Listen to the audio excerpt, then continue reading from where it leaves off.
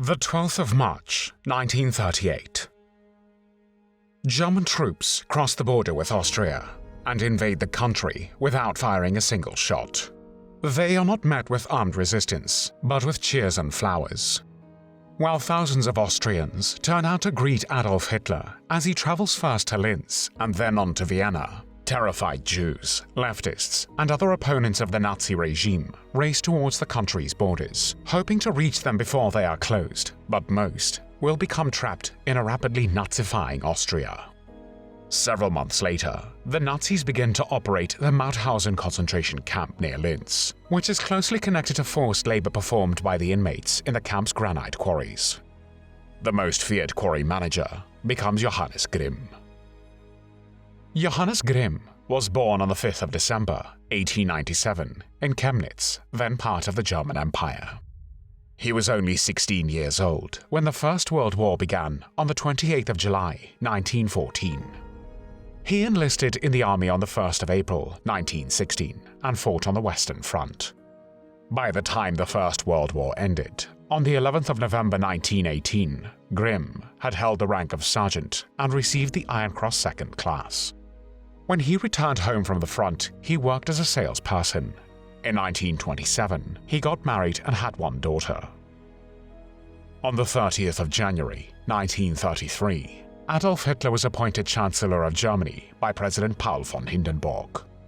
In the weeks after the Nazis came to power, the SA, the SS, the police, and local civilian authorities organized numerous detention camps to incarcerate real and perceived political opponents of Nazi policy. German authorities established camps all over Germany on an ad hoc basis to handle the masses of people arrested as alleged subversives. The SS gained its independence from the SA in July 1934 in the wake of the Röhm Purge. Hitler then authorized SS leader Heinrich Himmler to centralize the administration of the concentration camps and formalize them into a system. Himmler chose SS Lieutenant General Theodor Eicke for this task. Eicke had been the commandant of the SS concentration camp at Dachau since June 1933. Himmler appointed him Inspector of Concentration Camps, a new section of the SS subordinate to the SS main office. After December 1934, the SS became the only agency authorized to establish and manage facilities that were formerly called concentration camps. After Nazi Germany incorporated Austria in the Anschluss of the 11th to 13th of March 1938, SS General Theodor Eicke, together with several other high-ranking SS officers, inspected a site they thought suitable for the establishment of a concentration camp to incarcerate, as Upper Austrian Nazi Party district leader August Eigruber put it, traitors to the people from all over Austria. The site was on the bank of the Danube River, near the Wiener Grabenstone quarry, which was owned by the city of Vienna. It was located about 5 kilometers from the town of Mauthausen in Upper Austria, 20 kilometers southeast of Linz. The Second World War began on the 1st of September 1939 when Nazi Germany invaded Poland. On the 1st of March 1941, Johannes Grimm came to Mauthausen to work as a quarry manager. When after the outbreak of war, people from across Europe were deported to Mauthausen, it gradually developed into a system of several interconnected camps. In December 1939, the SS ordered the construction of a second concentration camp, Gusen, just a few kilometers from Mauthausen. The Gusen camp went into operation in May 1940. As the war progressed, to accommodate the prisoners where they worked, the SS established several subcamps. Commandants of these camps reported directly to German Nazi Commandant Franz Zerreis. Newly arrived prisoners were transferred to these camps from the main camp.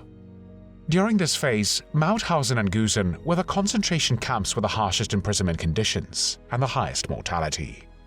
Those who were ill or deemed useless by the SS lived in constant fear for their lives. In 1941, the SS started to construct a gas chamber and other installations at Mauthausen for the systematic murder of large groups of people. Living and working conditions in Mauthausen, as in Gusen, led to the death by murder, mistreatment, starvation, exposure and disease of more than half of the prisoners. In addition, German doctors subjected Mauthausen prisoners to pseudo-scientific medical experiments, including testing levels of testosterone, experimenting with delousing chemicals, medicines for tuberculosis, and nutrition experiments.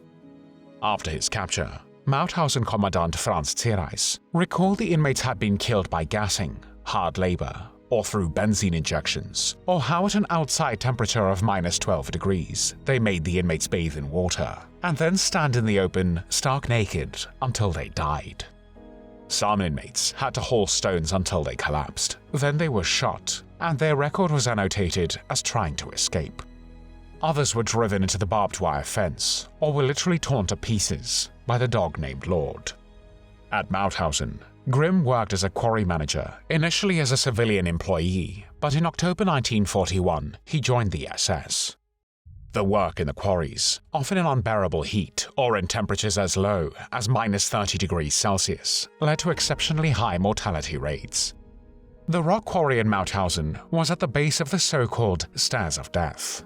Prisoners were forced to carry roughly hewn blocks of stone, often weighing as much as 50 kilograms, or 110 pounds, up the 186 stairs, one prisoner behind the other. As a result, many exhausted prisoners collapsed in front of the others in the line, and then fell on top of the other prisoners, creating a domino effect, the first prisoner falling onto the next and so on, all the way down the stairs. In the quarry, prisoners were forced to carry the boulders from morning until night, while being whipped by the Nazi guards. According to the Mauthausen survivors, Grimm was among the most feared and cruelest personnel stationed at the camp. He would beat prisoners with various kinds of instruments, or instrument handles, often causing unconsciousness. A Polish witness testified that in August 1944, he himself had his finger broken by Grimm, who struck him with a shovel to prevent him and his fellow inmates from drinking water from a nearby ditch. On a different occasion, Grimm would beat a Jew with an iron bar for no reason till he was dead. From time to time, he tricked inmates and told them to rest in a corner where they were fired upon by the guards. He would severely force prisoners to do heavy work, which by far exceeded their strength, and often disciplined them by depriving them of their food rations. Toward the end of the war, the Mauthausen concentration camp became the destination for evacuations from camps near the front line. Tens of thousands of prisoners arrived on several large transports. Overcrowding, lack of food, and rampant disease led to mass death among the prisoners in the final months before liberation. During the month of April, coupos at Gusen camp, acting on the orders of the SS, beat several hundred prisoners to death. At the end of that month, in one of the last gassing operations in the Third Reich, the SS murdered 650 ill prisoners with poison gas in a barracks. In early May 1945, some in the SS and in the Upper Austrian Nazi Party leadership toyed with the idea of forcing the surviving prisoners into the underground tunnels which had been dug for the armaments industry, and caving them in with explosives.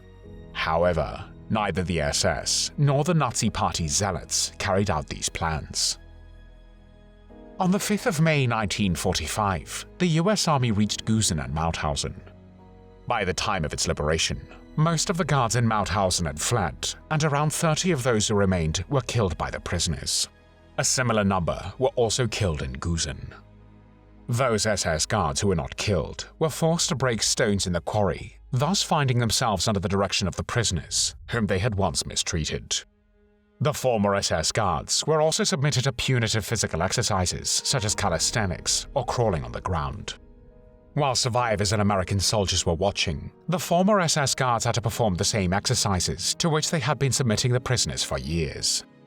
In the confusion during the liberation, prisoners, enraged by the killings perpetrated by the capos and barrack elders the previous month, killed a number of these prisoners who had served as capos, room elders, or other types of auxiliary service to the SS staff. After the liberation, some prisoners were in such a weakened state that many still died in the days and weeks that followed the liberation. An estimated 197,000 prisoners passed through the Mauthausen concentration camp and its subcamps between August 1938 and May 1945. At least 95,000 died there, and more than 14,000 of them were Jewish.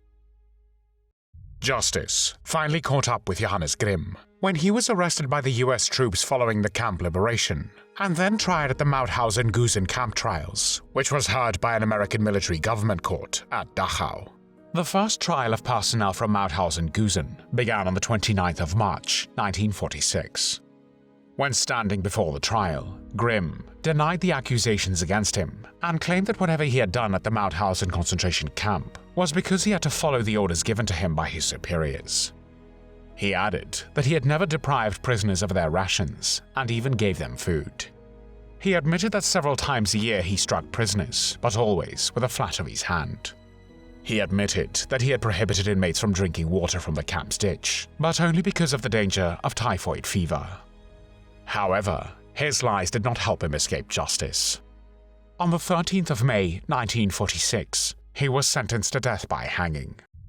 After the death sentence was pronounced, petitions for clemency were filed by his wife and his mother, who apparently believed that for all the atrocities that Grimm had committed, he still deserved to live. However, both petitions were rejected, and the sentence was carried out. On the 28th of May, 1947, when Johannes Grimm was hanged at Landsberg prison, he was 49 years old. There were no tears shed for Johannes Grimm.